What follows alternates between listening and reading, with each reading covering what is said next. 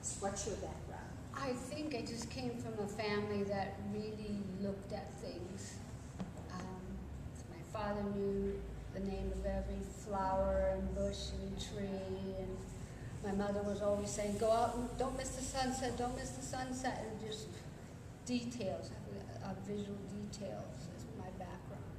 And then you already know the Sunday school story. Around Easter, we were to color in bunnies, and everyone did theirs pink, and I wanted to do mine purple. And then they gave us a cotton ball to stick where the tail goes. And that was my aha moment. I can manipulate things and make things.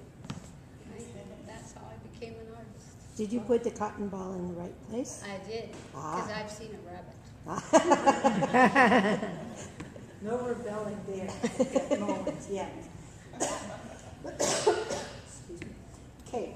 I too was lucky enough to grow up in a family that really appreciated the arts. My dad was a newspaper publisher and editor, so the world came through our house. And even though we lived in a small community, we traveled quite a bit. I have sisters that write as well. I was the visual artist, which kind of is, you're assigned, I'm from 5 kids, and everyone had a role. Tim was the architect, I was, well, we kind of branched out after we left home, we've changed. But it took me a long time to get there. I did some other things, then I became a landscape architect. And I did that for probably 20 years. And that was a lot of drawing, and I just took off with that. It just became my thing. So I mentioned that you are a very focused artist because I will get there, in contrast with Joey, you do pastel. I haven't seen oil or watercolor or pen from you. You do pastel. Can you say something about that? Well, I'm actually trying to do other things. I've been doing a lot of charcoal. But pastel, I started with pastel because I inherited my aunt's pastel set, and I had a moleskin book from my daughter, and I took a trip to the coast, and I kept pulling over and drawing with those pastels. And so I had that gear, so that's what I started with. I'm trying other things because the class is driving me crazy. Framing things is driving me crazy. But So I love the immediacy of... You're an accidental? I am. I'd never taken it seriously. I always thought painting was oils. And in college I did painting with oils. I never did pastels. Do you call it drawing or painting? I call it painting because the way I do it, it's not, you sketch it in, but then I do broad strokes with it, so I would call it more painting. What is your biggest challenge in your medium? In pastel, not overworking it till it's mud. But the papers now are really textured, they're sanded, so you can do a lot on them. And if you remember to fix between layers, you can do a lot of layering and glazing with the pastels. So that's one challenge. It's always wanting to get the right value and the right temperature in the right place.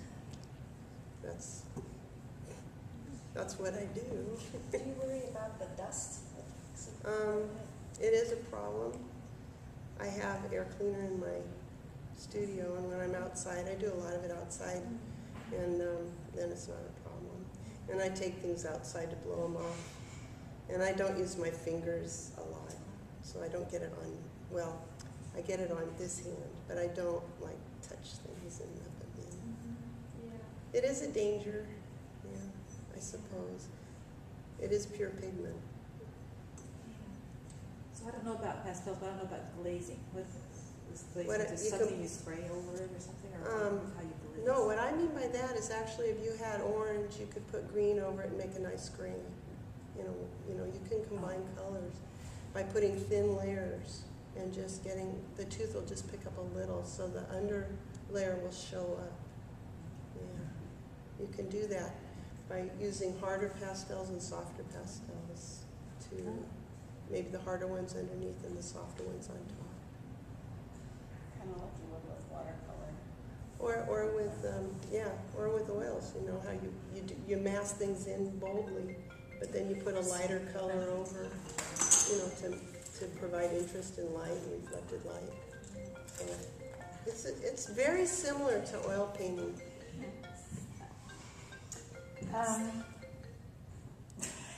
So this is a harder question for Joey. I don't know I hope that you've had an opportunity to look around. I've pulled out 2 pieces of Joey's and 1 piece of Kate, because she has the oranges behind her as well. So you're looking at 2 pieces of each artist, and in Joey's case, string is the common denominator, but that is totally coincidence. So tell us something about your medium. Or media. My media, when I'm working conceptually, I try to find materials or items that have a universal meaning to them. And I also use the way that I work in kind of an obsessive but hopefully well-crafted manner to pull in a viewer who might not be interested in art that looks like this. That's not their thing. And for me also, titles are really important, and that's where I hope to make the connection between the idea that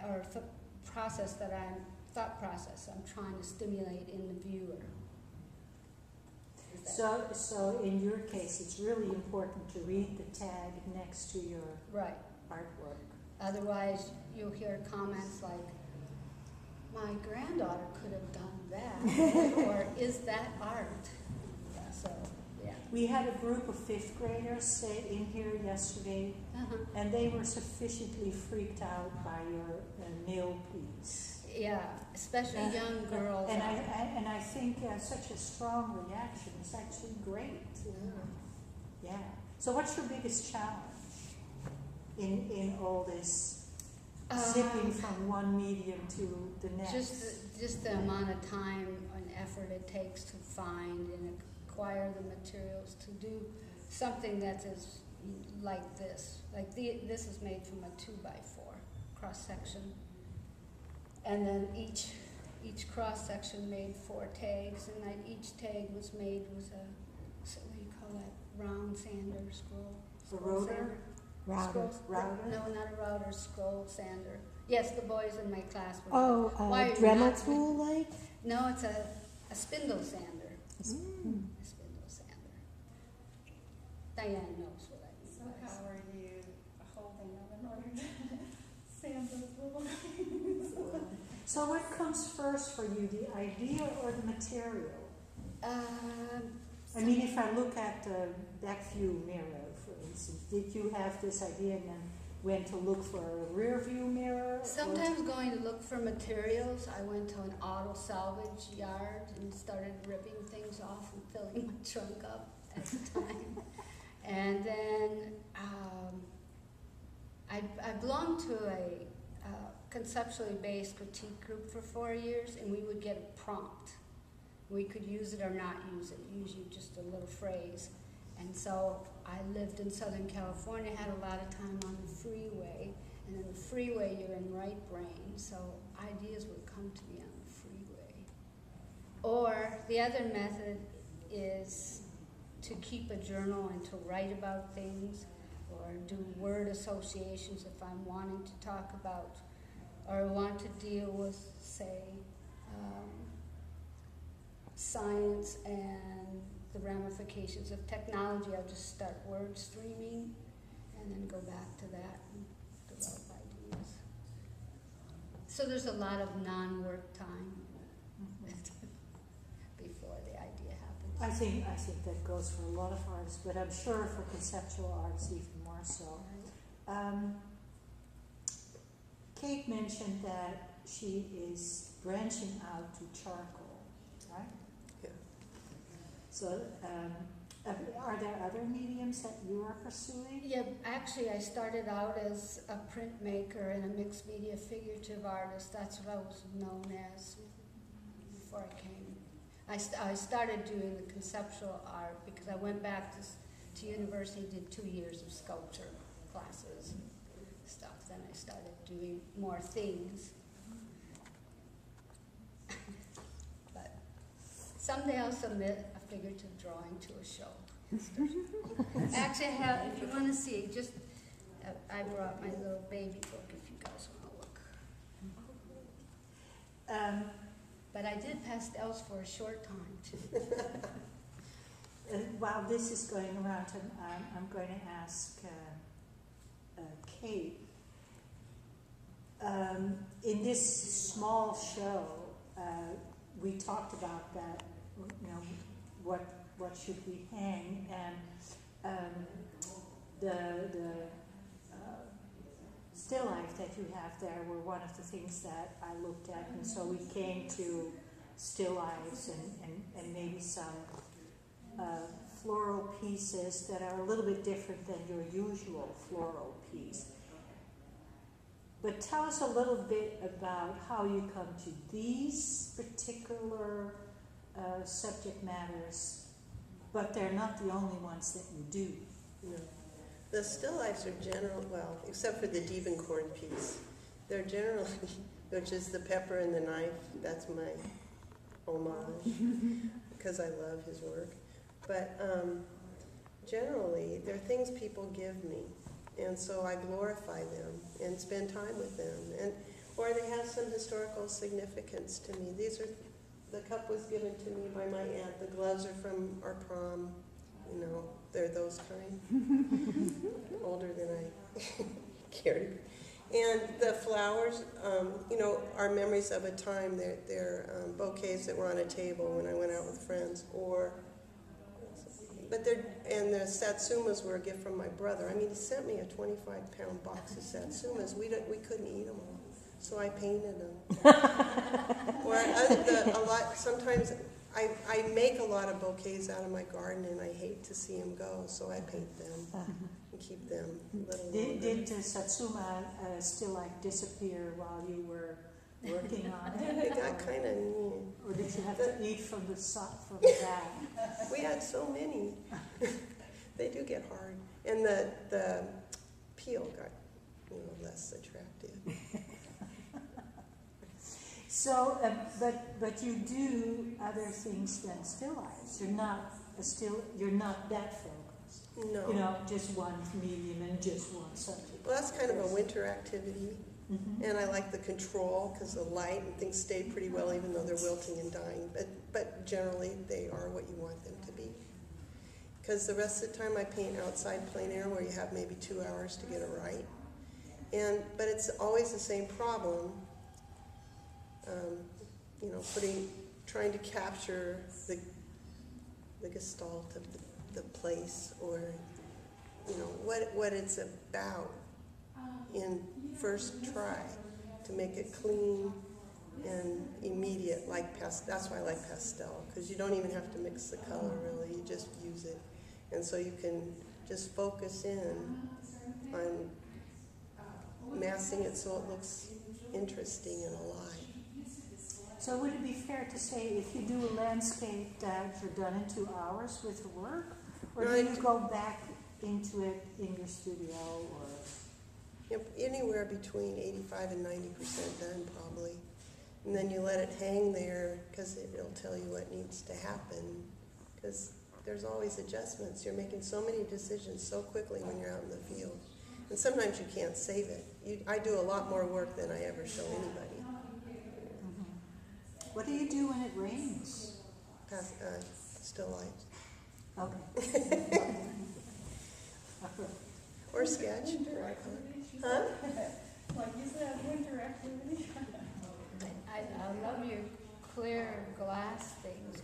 Did you spend time doing studies of how to do glass? Because they're really wonderful. No. Just whatever comes along, I just try to see the light on the object. Like you talked about learning to see. I think that's what it's about for me. is seeing things the way they really are, or how I think they really are. Not letting what I think they are get in the way of what they really are. But that's, basic art making. Yeah, I think if you want to describe a color, for instance, you really have to look so hard when you're painting to get to that exact color. And only then you realize what it's made out of. Now, Joey, tell us something about your subject matter, Well, because it's multiple. yeah, I really do love to do figurative work, but my degrees are in sociology, psychology, and I've always been politically sort of an activist, so that's a lot of my subject matter. And in conceptual art, basically heyday was in the 60s at a time of political activism anyway. So specifically, I grew up on a farm, so the whole where Big Ag is going and climate control, lack of is Climate kind of a change. special interest of mine now. So Joey, what's the titles? Oh, this is, we can't, when this is against white, you can see it. The sides are gold leaf and it'll shine. So this is called All That Glitters Is Not Gold. And this is like an endless growth economy. We cannot keep having an endless growth economy, or Kate won't be able to find paper to put pastels on because we'll have to cut down all the trees. So, and things like that. The printmaking box, actually the name on the website is wrong. It's Storyville Homage. Kate, tell me if I talk too much, I'll stop. That was inspired by this book. This book is about Storyville, which was the brothel area of New Orleans. Some friends and I were really into black and white photos. These happen to be nudes.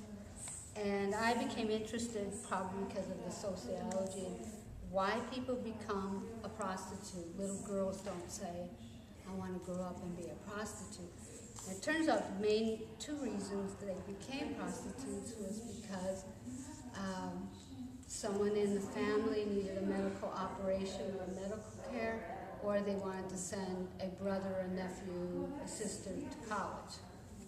And so I created that whole thing to kind of depict which life it was about, life of prostitutes, but also that they had hearts and homes and that sort of thing. So that's where that came from.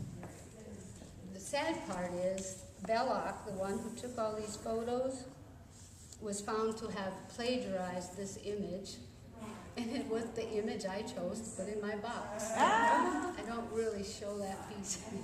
Wow. So that's that story. What was your question again?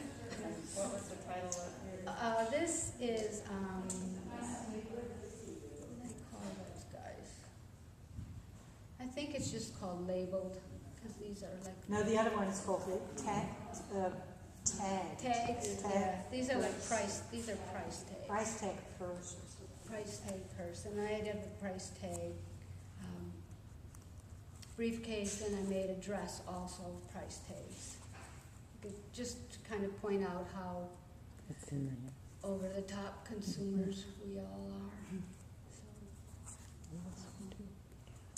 Yeah. Kate, what is a burning question that you have for My burning question for Julie is, well, I really admire the conceptual nature of your work. It makes me think. And why did you choose to move away from figurative work and do this? Because it has impact, but it's not as monetarily probably remuneratively satisfying. Right, yeah, this stuff doesn't sell. Well, it sells to the 1%. They like The that. 1%, that's true.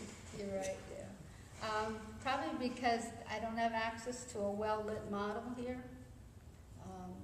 The other thing is I live in a small place and I like to work life-size, so I don't have room to store things, so to keep producing. But I intend to next fall maybe.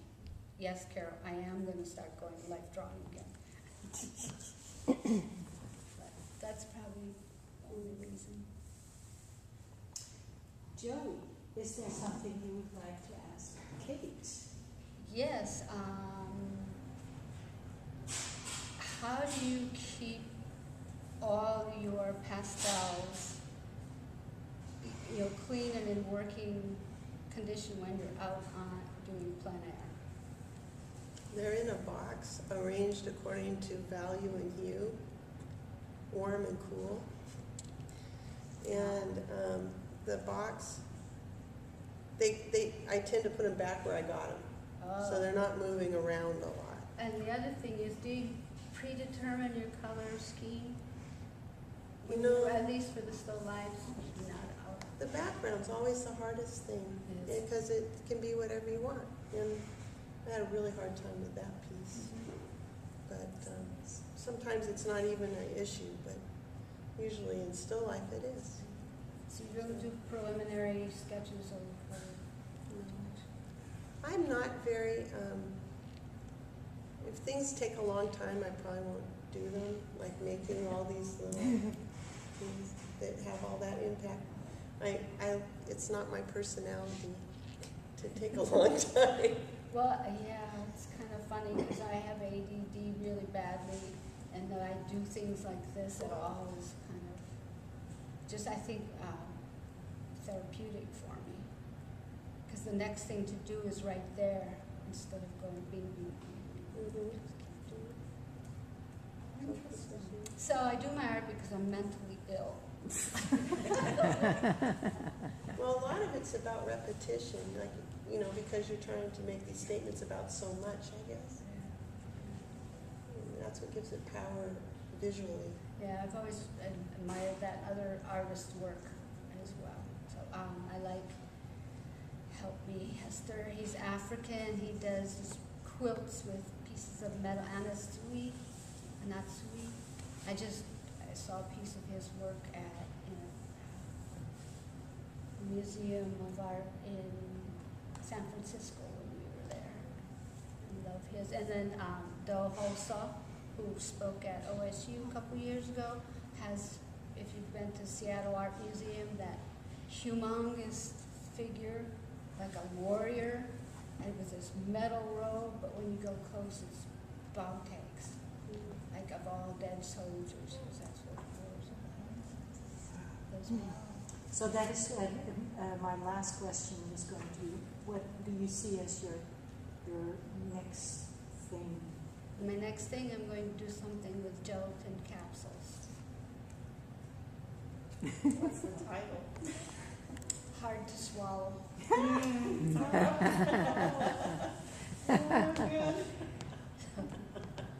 And then I'd love to be outside in nature. I would love to do what Kate does. And I've tried oil painting out in grass and dust, and that's the so maybe pastels would be fun. Mm-hmm. Yeah. Set you up. Kate, My next thing, yeah, you alluded that charcoal. I'm doing oil painting. I'm going to be doing oil painting. I've been doing acrylics, and that's not working out very well for me. And so now I'm going to try oils, because I'm just trying other things. And I'll come back to pastel. Are these because going to be winter projects or? I can't say. I don't know. I know it's this summer I'm going to work on oils. I don't have a long-term plan. Oil is kind of an interesting choice for someone who says, I don't want to do things that, or it's not so much in my nature to do things that take a long time. Well, I think The there'll drying takes more. Well, drying is. work is I'm not quick. part of that process. Yeah, that's true. But if you work all the prima, all at once, as much the way I'm trying to work, Uh-huh.